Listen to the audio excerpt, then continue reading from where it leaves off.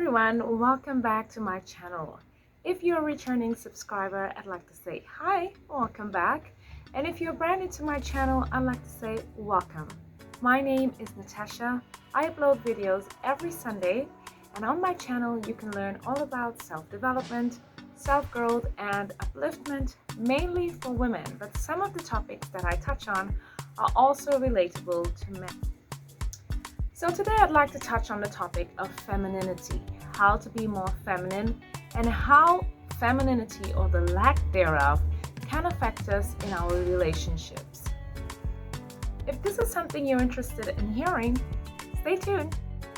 So let's get started with today's topic, femininity. So what is femininity? Femininity, which is also sometimes called womanliness or girlishness, according to Wikipedia, is a set of behaviors, roles, or attributes that are associated with women and girls. However, it is not limited by gender, since both males and females have masculine and feminine attributes. So, just in case you're wondering, where did this imbalance in femininity in society come from?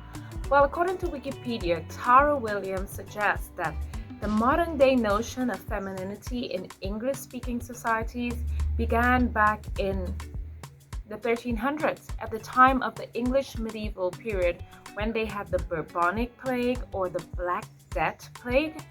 She suggested that women back in those days were simply known in their traditional roles of maidens, mothers, and widows.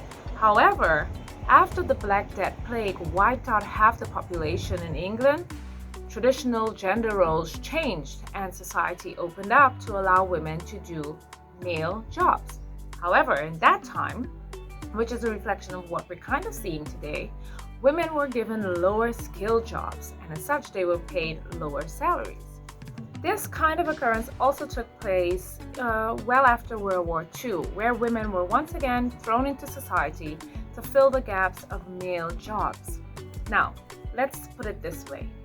There's no way you're going to meet a female CEO who's going to be all empathetic, loving, kind, and all of those things. She's actually going to be taking on the roles of her male counterpart, which means she'll be more aggressive, more competitive, and of course a lot more firm.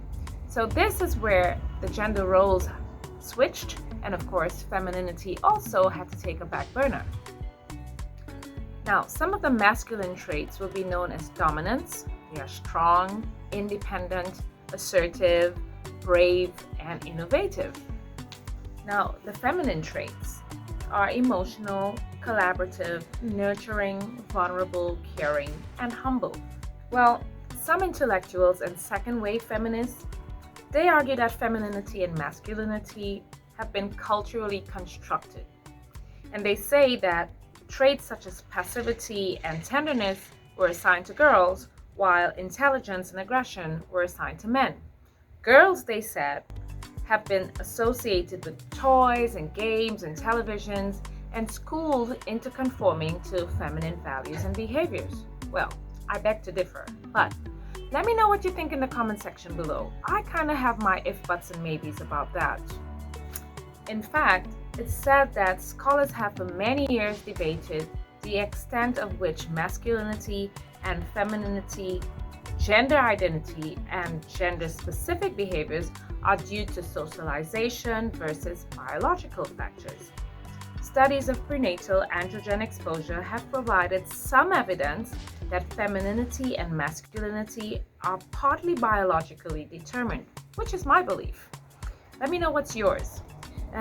Other possible biological influences include evolution, genetics, epigenetics, and hormones, both during development and in adulthood. Okay, I'm not saying that some of the femininity and masculinity traits does not come from society. Of course it does. But I believe that the root of it comes from the biological point of view. I mean, we are born differently from the boys. You know, the boys are stronger than us, they develop different from us, and we are born with this femininity inside of us. It's a part of our DNA. So to say that it's all based on society, the culture and the upbringing and the schooling and the toys, I don't think so. But let me know what you guys think in the comment section below. Let's start this conversation, yeah?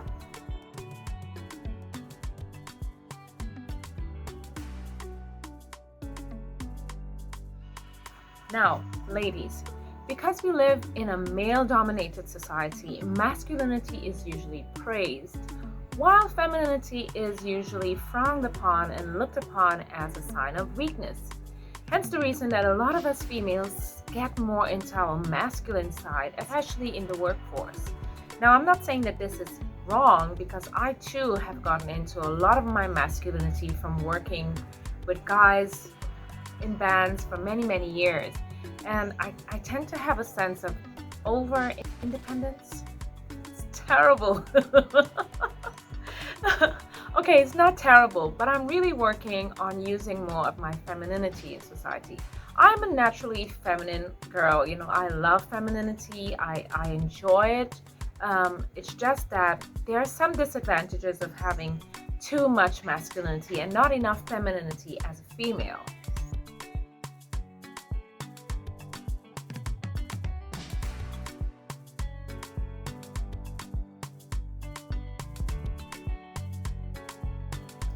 Now, according to happypartnersproject.com, they took a piece from Psychology Today, and it says that some researchers argue that brains of men and women are wired differently. I couldn't agree more. So, they said that the male brain is wired from front to back with few connection across two hemispheres, while women, on the other hand, have more wiring from left to right, so two hemispheres are more interconnected. Don't blame us, boys. Blame our whole wiring. So, in other words, we handle stress differently to guys, and the guys handle stress differently to us. For example, have you ever noticed, ladies, that your partner, now this is for people who are in a heterosexual relationship. This is the only example that I can give, because this is what I know of. But take it as it is. Have you noticed that your male partner in your relationship typically experiences a ratio of tendencies to fall into his masculine core, which is detachment, independence, analytical problem solving, competitive, while women, as us, we experience a ratio of tendencies that fall into the female core: attachment, emotional, interdependency, intuitive, nurturing, and cooperative. Now, let's take a little example. So you guys have had a little argument, you and your partner, and he goes into himself, he detaches, and he just takes his moment to internalize everything. You take this as a scenario that he is being selfish, he doesn't want to connect, he doesn't want to figure out how to make it work. That's the way we see it, right, ladies? Let me know in the comment section if I'm right or not on this point. And have you ever noticed that you take it totally different? So what happens when you get into an argument or you have a falling out with your partner? You call your girlfriends, you call your mother, you call your sisters, you kind of call your clan, so to speak, because you want to get an understanding of what's happening. You want some kind of empathy out of this situation. And that's the way we deal with things differently. So we have to realize that being in balance really helps us not only in society, but it also helps us in our partnership as well, in our relationships.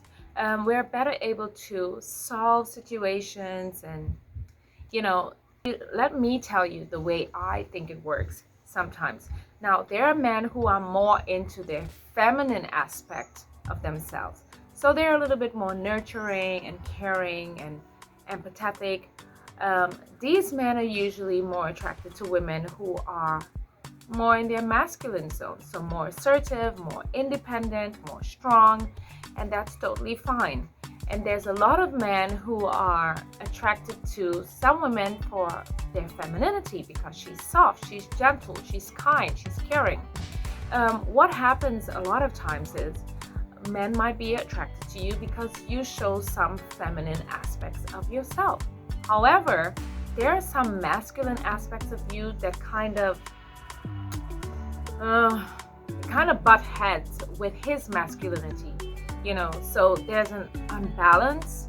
So in order to find some balance, you really need to pay attention to how much femininity you show and how you deal with balancing your masculine and feminine sides. So we've come to the fun part. How do we tap into our femininity? Well, femininity, I think, has a lot of different aspects to it. And one of the aspects that I'd like to touch on is hygiene. It's very, very important in your femininity. You don't want to show up smelling like you just came off of a construction site. I don't care if you just did come off a construction site. You're a girl, you're feminine, you're a lady. You need to look the part and smell the part. So let's start with hygiene. Make sure that your nails are done, your hair is done, you smell great, all your lady parts are taken care of, so to speak. So you've shaved, you've waxed, or all of that stuff. And this is a part of the feminine aspect. This is a part of femininity that you can first off start with. The second aspect of how to become more feminine is what you wear. So our clothes, our attire does a lot for us and depicts a lot of what we want to portray. So if you want to be more feminine, choose clothes that are, I don't want to use the word girly, but clothes that are sophisticated and elegant, something that fits you well. Soft fabrics such as silk and satin, a good quality satin, or velvet, nice shades of colors that suit you well, that sort of stuff. And make sure that it's tailored to your body. It doesn't have to be overly tight, overly skimpy. It doesn't have to be too big. It just has to fit you well. Make sure that you get your clothes tailored to your body size and it will be perfect. Another important aspect of showing your femininity comes in your posture, the way you carry yourself. I always say that the most beautiful thing a woman can wear is her confidence. So work on your confidence, work on being confident, carry yourself like a lady, carry yourself boldly, keep your head up, keep your chin up, girl. And it's great to smile, put on a little smile sometimes, be a little bit flirtatious. You were born with this naturally. There's no need to be upset with the world. And just show your kindness, show that you care, show that you're polite. Don't be rude. This can come over really, really terrible, unless of course somebody's being quite rude to you. And then I still don't suggest that you stoop to their standards, just get on with it because it's not worth your time. So those are some of the things, as well as self-care. So, take care of yourself, your body, exercise, what you eat, that sort of stuff. But just, do these things. Some of the more casual things would be to show a little bit of your sexuality, be more soft, speak more calmly, don't be rude, like I just said, operate with grace and confidence, like I said in the beginning, and be intuitive. You're born with this stuff, it comes naturally to you, and men appreciate that. Men really do appreciate a woman with femininity. Most men do. So if you want to tap into that, just work on it and it will come naturally to you eventually. If you find that this video has been helpful to you, I'd love it if you would hit the like button. And of course, if you'd like to see more content like this, I'd appreciate it if you would subscribe and hit the notification bell so that you would be notified every time I upload a new video. So we've come to the end of the program. I hope that you guys enjoyed it and I hope that you've taken something away from this. Now let me know in your comment section below whether you agree with some of the things that I talked about in this video, and of course I look forward to seeing you again next week Sunday as I upload more videos for you right here on my channel. It's your girl Tash saying ciao for now.